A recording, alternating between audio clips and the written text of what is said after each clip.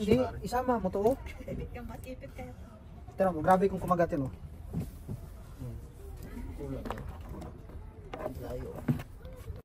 Ayun na nga mga ka-Diego, nandito tayo ngayon sa White Rock at magka-crabbing ulit tayo. Walang kasawa-sawa sa pagka-crabbing.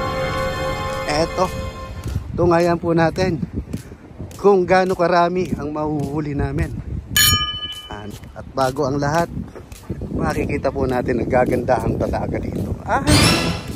Grabe ba? Siyempre, ang kaibigan natin dyan ay di mawawala. Matakbo pa. Paring Bon Jovi. Yes, sir. Siyempre, kailangan mo ng pumitik at smile.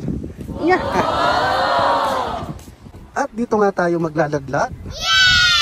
At dito tayo manghuhuli ng alimango kung saan maraming namamasyal. At siyempre isa na tayo doon.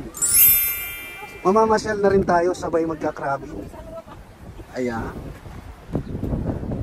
Dahil nga sa sobrang kulimlim ngayon, ayan, maraming lumabas dahil nga ayan, maganda ang panahon. Mukhang talagang amaze na amaze talaga si nanay. Ayun, ang ganda raw sabi ni nanay. Napakaganda nga naman. At dito na tayo mga ka-Diego. Ito na yung paglaladlada natin. At namunguha na nga din sila. Yun. Parang mas maganda rito. Yan. Ito mas maganda yata dito. Malapit sa may mga bato-bato. Diba? Pwesto! Pakaganda naman ang pwestuhan. Pasyalan pa. Bawal daw sa north side, bawal doon. Bawal. Dito pwede. Kasi may ano. Oh. At yun na mga ka-Diego, ihagis na natin to.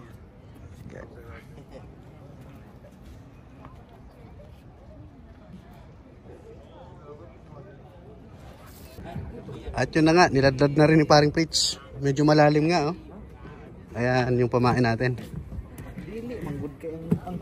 Yan! Saka marami nga rin namamasyal.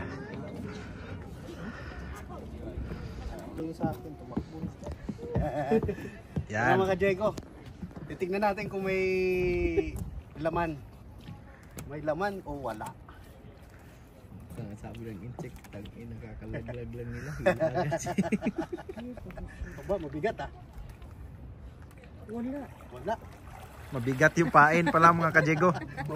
Mabigat pala yung pamain. Ate. Wala. Doon may hagis sa banda ba?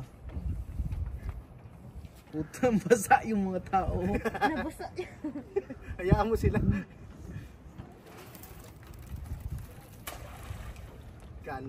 Ganon. Awanin! Pre, kakaladlad lang yan. Kinuha mo na agad. Tingnan mo, wala tuloy. Tapon mo na. Oo, tingnan mo, kasama pa pamato.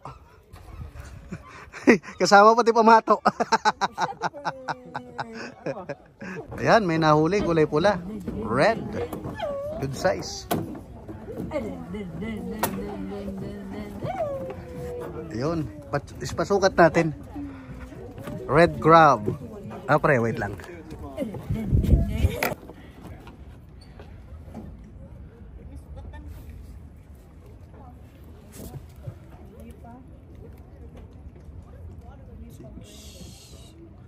Tinulang ng isang Hindi, isama mo to.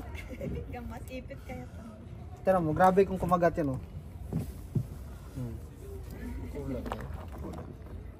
Layo.